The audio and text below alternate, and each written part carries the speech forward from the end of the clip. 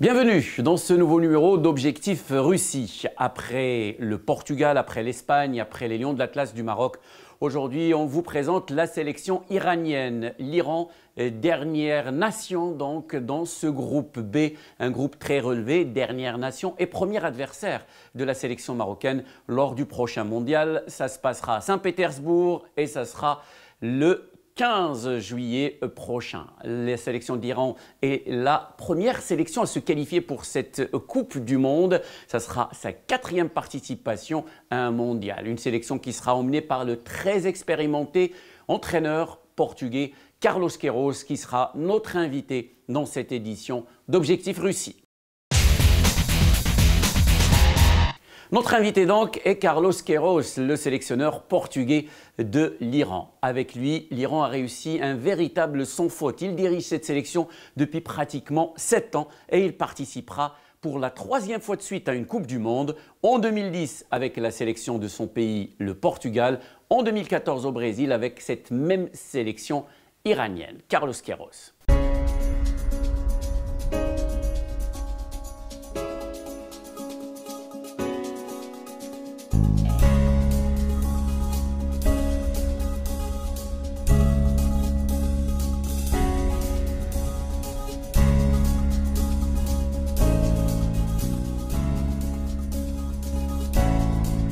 C'est vrai, tout le monde, nous voulons éviter Espagne, Portugal, les grandes équipes, mais au final, nous sommes ici pour jouer avec les grandes équipes du monde.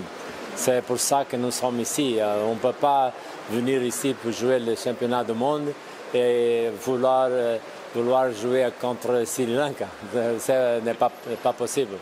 Je pense que c'est un groupe très attractif. Évidemment, il est très difficile pour l'Iran, très difficile pour le Maroc, mais c'est la compétition, c'est pour ça que nous sommes ici. Nous voulons jouer avec honneur, avec dignité, avec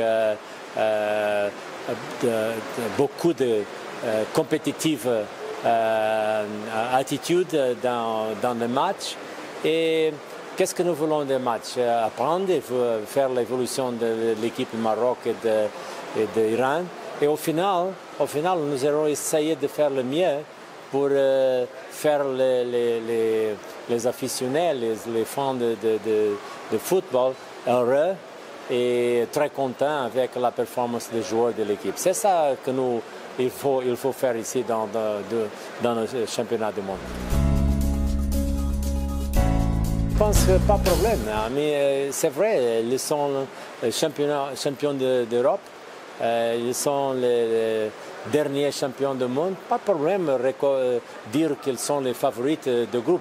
C'est pour ça que nous sommes ici, pour jouer, faire une bonne compétition contre l'Espagne et contre le Portugal. Et s'ils iront faire une erreur, ils iront prendre des problèmes. La bonne chance du Maroc et de l'Iran, nous n'avons pas rien à perdre ici. Tout ce qu'on va faire, on va faire bien, avec honneur. C'est bien pour l'équipe du Maroc et pour l'équipe de l'Iran.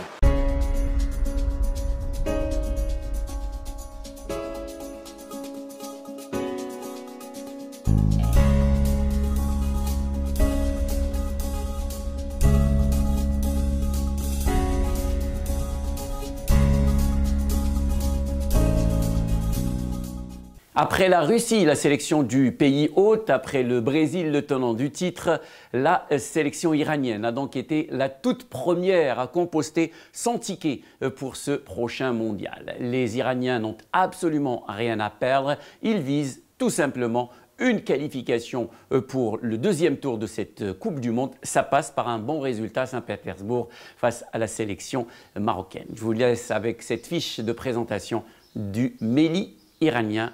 L'Iran.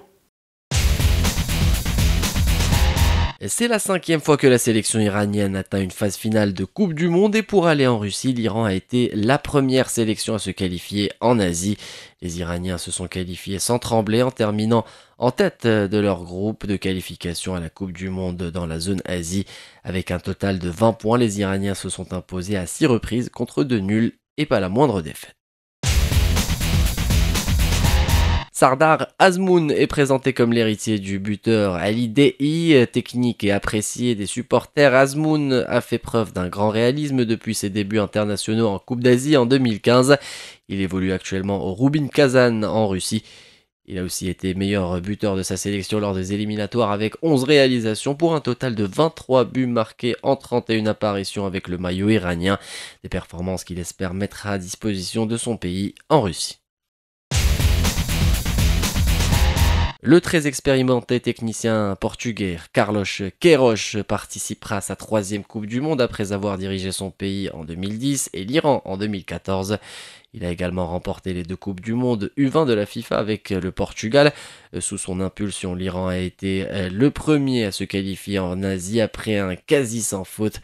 Un entraîneur qui a également un passé en club avec une expérience au Real Madrid avec lequel il a remporté la Supercoupe d'Espagne en 2003, puis Manchester United où il a été l'adjoint de Sir Alex Ferguson. Placé dans le même groupe que le champion d'Europe, le Portugal est l'une des meilleures formations au monde. L'Espagne, l'Iran n'aura pas vraiment la tâche aisée dans cette poule. Les Iraniens se battront avec le Maroc pour ne pas terminer dernier du groupe et tenteront ensuite d'embêter les 2 grosses écuries que sont les Portugais et les Espagnols.